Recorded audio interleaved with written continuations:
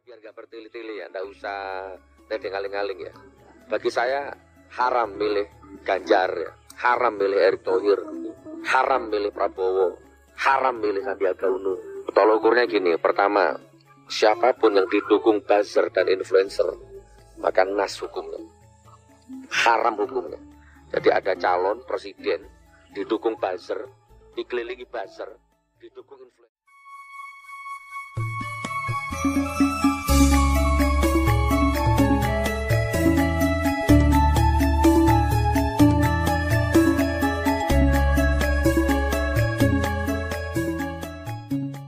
Assalamualaikum warahmatullahi wabarakatuh. Salam sejahtera untuk kita semua, salam budaya.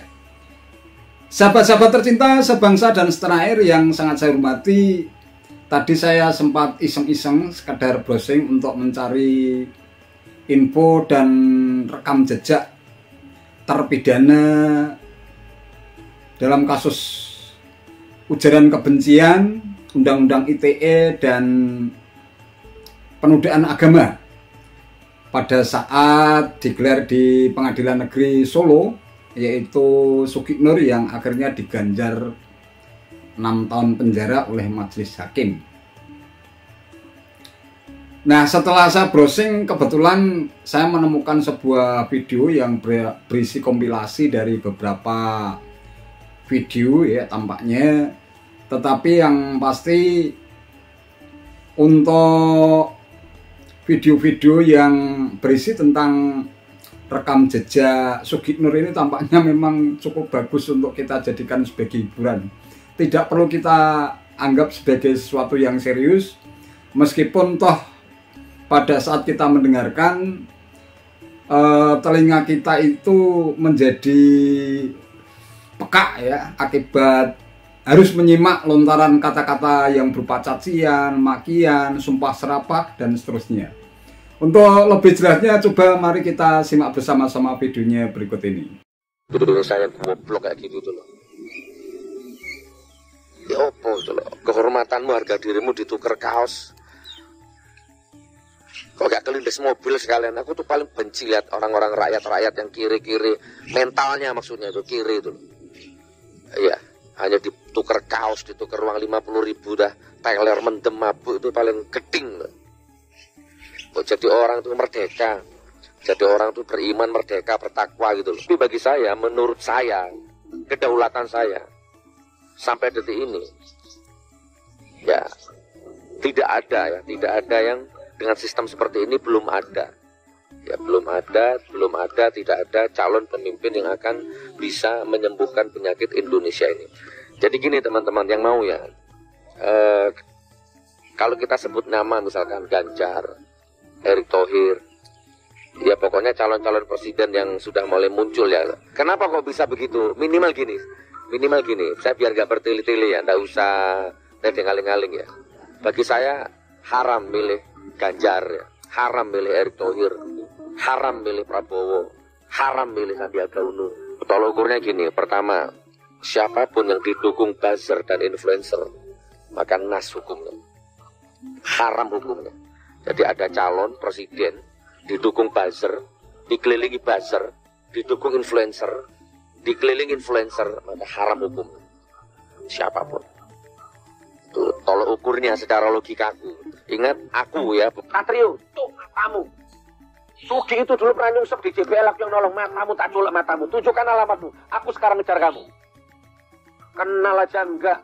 Pagi, siang, sore, tiap hari kamu ngurusi saya. Aku enggak pernah ngurusi kamu.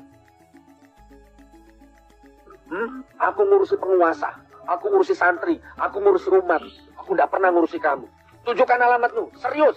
Wallah, aku tidak punya kepentingan apapun dengan politik. Gak mbadok duit Jokowi, gak mbadok uangnya rezim. Cangkemmu seenak-enaknya ngomong tak biarkan kan ngomong tahe telek kan kayak harus mati kok nyancuk ini dabrus.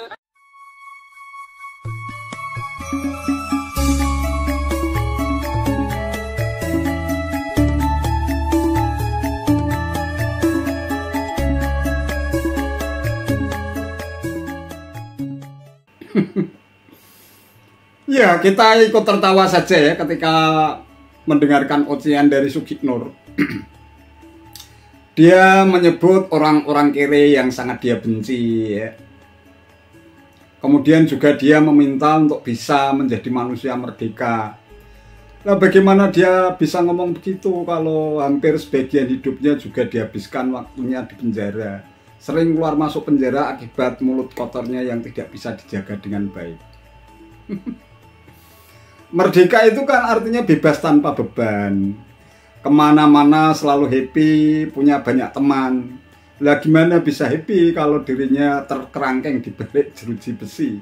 Apalagi sampai 6 tahun lamanya sesuai dengan vonis majelis hakim yang dia terima untuk kasus ujaran kebencian, kemudian juga undang-undang ITE dan penodaan agama. Dan yang lebih menarik itu dengan tegas dia mengatakan mengharamkan untuk bisa atau mengharamkan untuk memilih Prabowo, kemudian ada juga Ganjar Pranowo, Sandiaga Uno, Erick Thohir. Tapi Anies kok tidak disebut ya? Lah hubungannya apa soal halal haram itu dengan figur bakal calon presiden dan wakil presiden? Lawang proses demokrasi itu kan untuk memilih sosok pemimpin yang syarat-syaratnya sudah diatur dalam konstitusi. Kalau bilang memilih capres atau cawapres dengan figur tertentu itu diharamkan, lantas yang membuat produk undang-undangnya itu tentu juga diharamkan dong. Ini bagaimana logikanya?